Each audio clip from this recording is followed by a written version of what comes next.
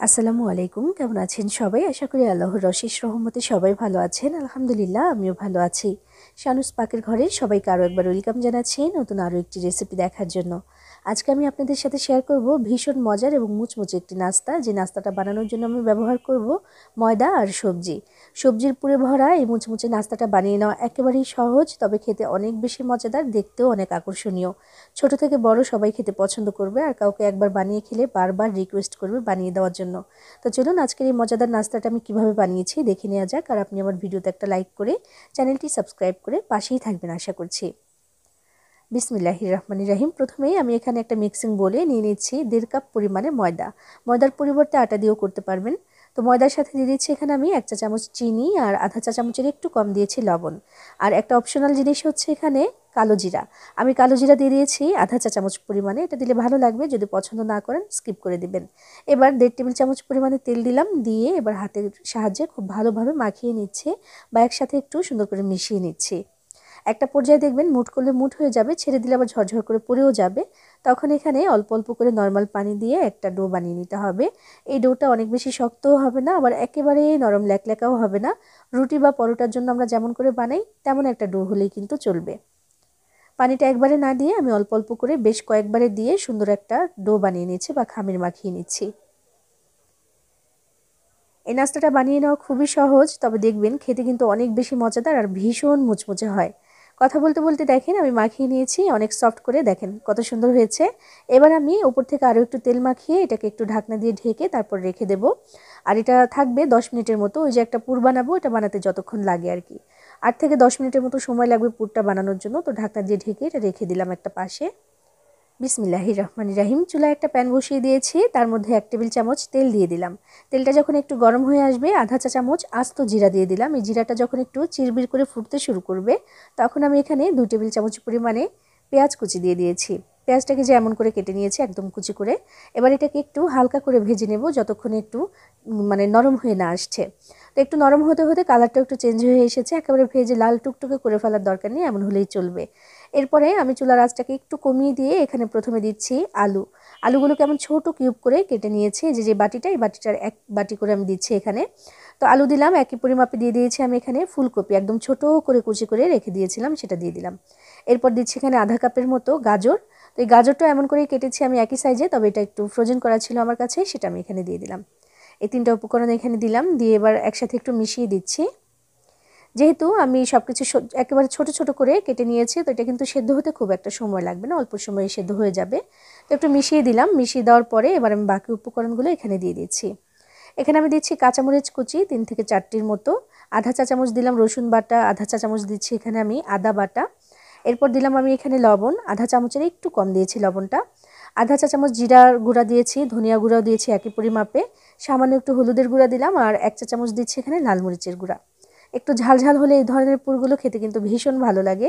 তো এবার সব কিছু একসাথে একটু মিশিয়ে দিচ্ছি আমি। তোমার সাথে গিয়ে মনে হলো যে পুড়ে যেতে পারে, তো একবারে এখন আমি এখানে পানিটা দিয়ে দিচ্ছি। এখানে 1 কাপ পানি দিলেই হবে, ওই 1 কাপ পানি দিয়ে কিন্তু ভালো মতো সব কিছু সেদ্ধ হয়ে যাবে, যেহেতু সব কিছু একদম ছোট করে কেটে নিয়েছিলাম। তো এবার আমি একটু মিশিয়ে দিচ্ছি সব কিছু। মিশিয়ে দিয়ে চুলার আঁচটাকে খুব বেশি বাড়িয়ে দেবো না, মিডিয়াম আঁচে রেখে দেবো চুলার আঁচটাকে। একদম 4 থেকে 5 মিনিটের মধ্যে কিন্তু পানিটাও শুকিয়ে যাবে, আর বাকি যেই সবজিগুলো এগুলো কিন্তু একদম সেদ্ধ হয়ে যাবে ইনশাআল্লাহ। ঢাকনা দিয়ে ঢেকে আমি রেখে দিয়েছিলাম পানিটা শুকিয়ে যাওয়া পর্যন্ত। পানিটা শুকিয়ে গেছে, সব কিছু ভালো মতো সেদ্ধও হয়ে গেছে। এবার এটা কিন্তু রেডি, তবে নামানোর আগে আমি একটু ধনিয়া পাতা কুচি দেব, দিয়ে নেড়ে চেড়ে নামিয়ে নেব এটাকে। এই যে একটা সুন্দর পুর হলো বা ভাজি হলো, এটা কিন্তু চাইলে রুটি বা পরোটার সাথেও খেতে পারেন, অসাধারণ লাগবে খেতে। একদম সহজেই হয়ে যায় আর অনেক বেশি মজাদার হয়। তো এটা হয়ে গেছে, নামিয়ে আমি একটু ঠান্ডা হতে দিচ্ছি। আর ওইদিকে যে ময়দাটা আমি মাখিয়ে রেখেছিলাম, ময়দাটা কিন্তু প্রায় মিনিট 10 মতো হয়ে গেছে। আমি ঢাকনাটাকে তুলে নিলাম। একদম নরম হয়ে গেছে, একদম সফট হয়ে গেছে, দেখেন যেহেতু আমি তেল মাখিয়ে রেখেছিলাম একদম সফট হয়ে গেছে। তো আরও একবার একটু ময়াম করে নিচ্ছে, এতে করে একদম মসৃণ হয়ে যায়। তো মসৃণ হয়ে গেলে যে নাস্তাটা বানাবো সেটার আবরণটাও কিন্তু একদম মসৃণ হবে দেখবেন। তো এটাকে মাখিয়ে নেওয়ার পরে বা একটু মথে নেওয়ার পরে বা ছোট ছোট করে লেচি কেটে নিতে হবে। প্রথমে রুটি বেলে তারপর নাস্তাটাকে তৈরি করতে হবে। তো রুটির জন্য ছোট ছোট করে লেচি কেটে নিচ্ছি আমি এখানে। ময়দা নিয়েছিলাম আমি এখানে 1.5 কাপ পরিমাণে, তো এটাকে 6 ভাগে ভাগ করে নিচ্ছি। এবার এগুলোকে একটু প্যারার শেপ দিয়ে দিচ্ছি, সবগুলোকে আগে প্যারা বানিয়ে নেব, এতে করে বেলার সময় কিন্তু সুবিধা হয়। তো এগুলোকে আগে প্যারা বানিয়ে নিচ্ছি। সবগুলো প্যারা বানিয়ে নেওয়া হয়ে গেলে একটা বাইরে রেখে দিচ্ছি, আর বাকিগুলোকে অবশ্যই ঢাকনা দিয়ে ঢেকে রাখবো যেন ড্রাই হয়ে না যেতে পারে। তো এখানে আমি নিয়ে নিলাম বেলার জন্য সামান্য একটু ময়দা ছিটিয়ে নিচ্ছি, নিয়ে একটা রুটি বেলবো। রুটিটা হবে নর্মাল যে রুটি আমরা বেলি না সবসময় সেরকমই হবে, তার থেকে পাতলাও দরকার নেই, আবার তার থেকে মোটাও দরকার নেই। বেশি মোটা করলে কিন্তু মুচমুচে হতে চায় না, আর মুচমুচে হলেও সেটা বেশিক্ষণ পর্যন্ত মুচমুচে থাকে না। আর অনেক বেশি পাতলা করলে আবার ছিঁড়ে যেতে পারে, যেহেতু পুর ভেতরে দেবো আমি। এই জন্য নর্মাল যে রুটি আমরা বেলি সেরকম করে একটা রুটি আমি এখানে বেলে নিয়েছি। একটা পিৎজা কাটার দিয়ে আমি রুটিটাকে চারকোনা শেপে কেটে নিচ্ছি। আর এই যে সাইডের যে অংশগুলো না, এগুলো কিন্তু আমি রেখে দিচ্ছি। সবগুলোর মানে সাইডের যে অংশগুলো বের হবে সেগুলো দিয়ে কিন্তু আবারও রুটি বেলে এমন নাস্তা তৈরি করে নিতে পারবো। একটা পাশে রেখে দিলাম। আর এখানে একটা শিট আমার রেডি হয়ে গেল। এবার এটার মধ্যে আমি পুরটা দিয়ে তারপর বানাবো। পুরটা কিন্তু ঠান্ডা হয়ে গেছে এতক্ষণে। তো পুর আমি দিয়ে দিয়েছি মাঝখানে, যতটুকু দিলে এই মুখটা ভালো করে আটকানো যাবে বা ছিঁড়ে যাবে না সেই হিসেবে আমি দিয়ে দিলাম এখানে। দিয়ে দেওয়ার পরে এই চারকোনা যে শেপের রুটিটা হয়েছে বা শিটটা হয়েছে, এটা চারপাশে সুন্দর করে একটু পানি লাগিয়ে দিচ্ছি আঙুলের সাহায্যে, একেবারে সামান্য পরিমাণে লাগিয়ে দিচ্ছি। এটা কিন্তু আঠার কাজ করবে, কোনোভাবে আর খুলে আসবে না ইনশাআল্লাহ।